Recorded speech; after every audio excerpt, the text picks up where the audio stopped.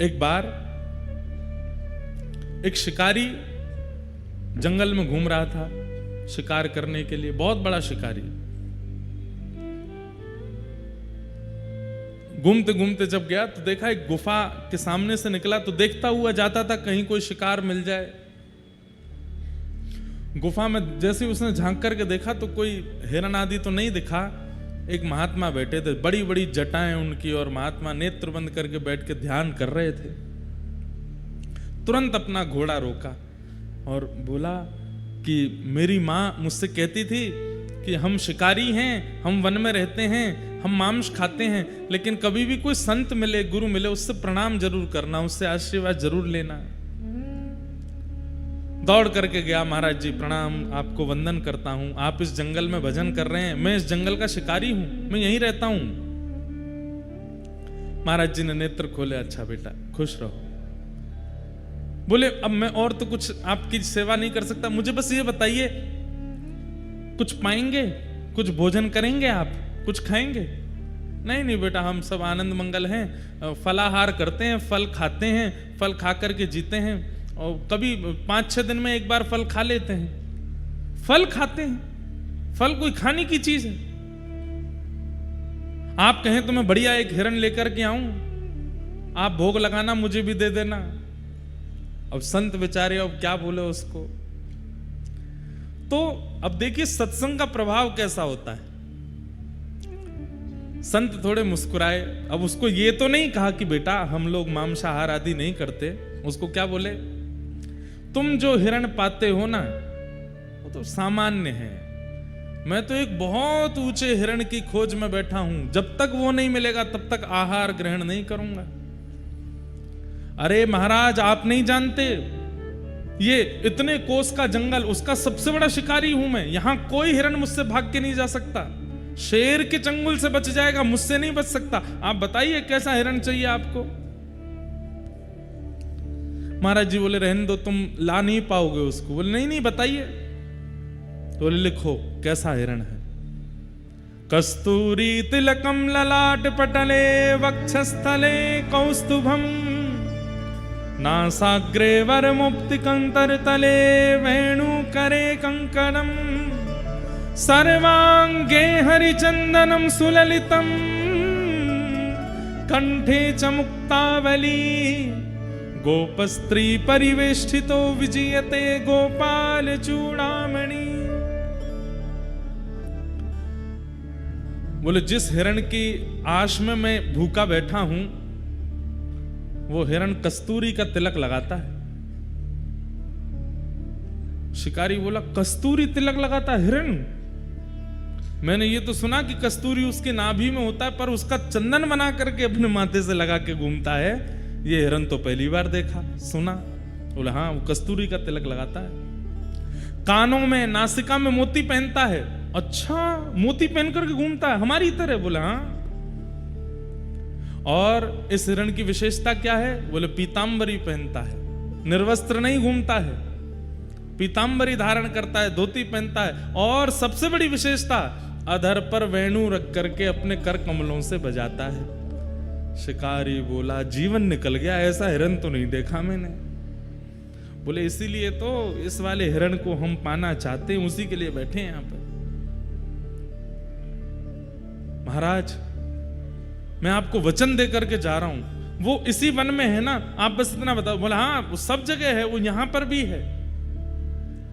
मैं आपको वचन देता हूं जब तक ये हिरण नहीं मिलेगा मैं भी भूखा रहूंगा, मैं भी शिकार नहीं करूंगा, इसी हिरण को पकड़ के लाऊंगा, तब तो आप स्वीकार करेंगे ना, उसको पाएंगे, फिर मुझे भी दे देना। बोला हाँ फिर पाएंगे, हम लेके आओ। अब महाराज जी ने तो ऐसे टरका दिया, लेकिन एक क्षण का वो सत्संग किया गया। अब वो तो शिकारी सीधा था, उसको ज्यादा हम आप चतुर जैसे लोग थोड़े ही हैं, हम तो बहुत चतुर हैं। हमारे सामने कोई महात्मा ऐसे बोलते तो हम तो तुम हिरण थोड़ी है, ये तो भगवान की बात कर रहे हो आप, हम तो 2 मिनट में बोल देते। लेकिन बेचारा सीधा बोला ठीक है मैं अभी जाता हूँ। निकल गया। दिन रात पहाड़ों में, नदियों में, तालाबों में, पोखरों में, सघन वन में जाता है और केवल ढूंढ रहा है तिलक लगा करके वंशी बजाने वाला, पीतांबरी पहनने वाला हिरण मुझे मिले। 1 दिन, 2 दिन, 3 दिन, 5 दिन बीत गए। भूख के कारण व्याकुल होने लगा। मुख सूखने लगा।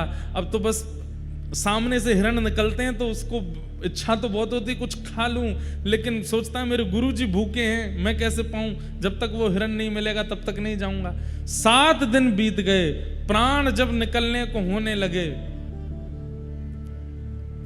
आंखें खुलनी बंद हो गईं। अब स्थिति अपने वश में नहीं थी। ठाकुर जी उसके भाव पर रीझ गए, बोले बताओ हमको ढूंढ रहा है, भूख प्यास से व्याकुल होकर के हमको ढूंढ रहा है, हिरण के रूप में ढूंढ रहा है। इतने में ही मोर मुकुट धारण किए, कानों में सुंदर मोती धारण किए हैं, नाक में सुंदर मोती पहने हैं, पीतांबरी पहने हैं, ललित गति विलास वल्गुहास, टेढ़ी मेढ़ी चाल चलते हुए सघन वन से वेणु का नाद करते हुए कस्तूरी की सुंदर सुगंध आने लगी, चंदन की सुगंध आने लगी। तभी देखता है कि सामने से नीलांबर ठाकुर जी पीतांबरी पहन करके वेणुनाद करते हुए, मोर पिच्छ का मुकुट धारण करते हुए, उसके सामने अधरों पर वेणु धारण करके मधुर स्वर से वेणु बजाते हुए आ रहे हैं। गुरु जी ने जितना बताया था सब देख रहा है। कस्तूरी की सुगंध आ रही है, नाक में मोती पहना है, कानों में कुंडल पहने हैं, पीतांबरी पहन रखी है, नील कांति नील वरण है, और ये हिरण तो नहीं है पर नेत्र तो मृग जैसे ही है, मृगनयन है। संभवतः यही वो हिरण होगा, श्रृंगार करके हमारी जैसा, मानवों जैसा लग रहा है। तुरंत प्रसन्न हो गया, वो मिल गया हिरण। अब क्या करूं, कैसे पकड़ूं?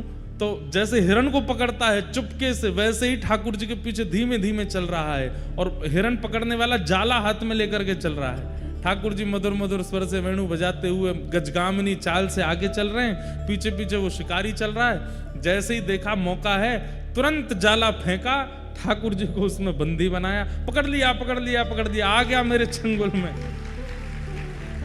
ठाकुर जी को पकड़ करके जाला बांध करके और उठा करके अपने कंधे पर टांगा, घोड़े पर बैठ करके ले गया गुरु जी के पास। सप्ताह बाद गुरुजी बाहर से चिल्लाने लगा गुफा के भीतर से। संत बोले फिर से आ गया, अरे जल्दी बाहर आइए, बहुत मचलता हुआ हिरण है ये, बड़ी मुश्किल से पकड़ करके लाया हूं, 1 सप्ताह लग गया गुरुजी, पेट में चूहे दौड़ रहे हैं, जल्दी बाहर आओ। संत बोले पता नहीं किसको पकड़ लाया होगा, देखता हूं। बाहर जाकर के देखा तो मुरली मनोहर श्याम सुंदर कंधा पे बैठे हैं उसके, जाले में बंद होकर के, बिल्कुल ऐसे होके। जैसे ही ठाकुर जी को देखा, गुरु जी तो वहीं मूर्छित हो गए। शिकारी दौड़ करके गया, बोले गुरु जी होश में आओ, पानी वानी डाला। जैसे तैसे होश में आए। शिकारी बोले गुरु जी आप ठीक हो? बोले मैं ठीक हूं बेटा। वो कहाँ है हिरण? बांध रखा है मैंने पेड़ से, भाग जाएगा, जल्दी करो, अग्नि चेताओ, भोग लगाओ आप, फिर मैं भी पाऊंगा। अरे पगले खोल इनको। खोलूंगा नहीं, 1 हफ्ता बाद मिला है। गुरु जी के नेत्र सजल हो गए। तुरंत कहा, बोले प्रणाम करो, साक्षात परमात्मा है, ये ईश्वर हैं, यही वो हिरण्यगर्भ हैं जिनकी इच्छा में रखता हूं। शिकारी तो प्रसन्न हो गया, दंडवत प्रणाम किया। ठाकुर जी ने उसको भी आशीष दिया, गुरु जी को भी आशीष दिया।